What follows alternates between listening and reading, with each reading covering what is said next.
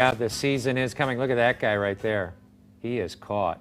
I think that's one of those carpenter beetles. They're not around anymore, but fall is coming, and as it starts getting colder outside, the critters try to get into your house because it's warm in there. It's just what happens in the summertime when it's really hot outside and they like the coolness inside.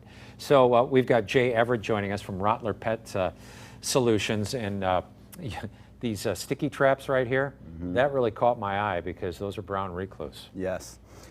Like you said, as the cooler weather start happening outside, we're getting into those 50s, it kind of sets off the alarm for these guys. Hey, I got to find a place to overwinter, and a lot of times that's our homes. So now these spiders are in your house. They're eating even smaller insects, correct? Yeah.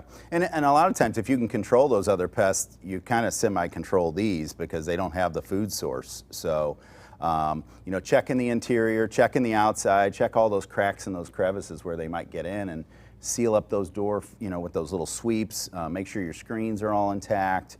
Sometimes controlling the lighting outside too will help keep them from just migrating to the house even that much faster. Oh, is that right? So, yeah. You know, what about the sprays that are used? People are concerned about, you know, insecticides and things. How safe are they? You know, the bottom line is that the application has everything to do with the amount of exposure you or I would have. The products we use these days are more water-based. They don't vaporize like the old oil-based products do. So they're very responsible in what we do.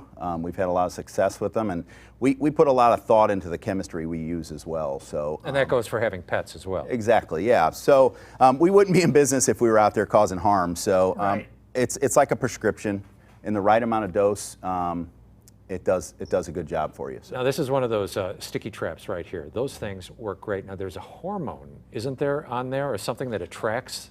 Well, they have some insects have pheromones. This is actually in the spider grip. I don't know that they utilize a pheromone, but they use the sense of their vision. Really, a lot of times draws them to dark surfaces or dark items, which in this case they'll literally pile on top of each other because they think that's some food that they might be able to actually feed on. So here you have the old mouse trap. Yeah. I became an expert at setting these things with a little bit of peanut butter. That's right. The #1 tool that we use is snap traps. We have the most success with that. And you know, if you can stand it, if you catch one on one of those, you know, we recommend using that same trap because those smells and those pheromones are actually on that trap. Some people just don't want to deal with it. They throw the whole thing away and they put a fresh one out. Yeah. And then you have some of the poisons that are out there. Yeah. This is actually a trap that they go in, you don't see them, and then you can toss that. But if you're going to use the rodenticides out there, you know, the bottom line is just think about what might come in contact with that or get to it. So you don't want non-targets, right, exactly, getting to it. But follow the directions on the back. It tells you a lot about how and where to put it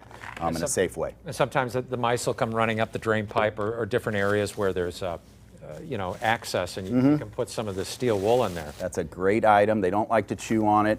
I usually back that up with a little bit of caulk, and that'll keep it waterproof as well as keep that stuff from rusting and staining the outside of the house. So you got some time. You don't have to rush right away, but it's coming. You can always call Rottler Pest Solutions as well. Yep. Jay, thanks so much for coming in. Thanks for having me.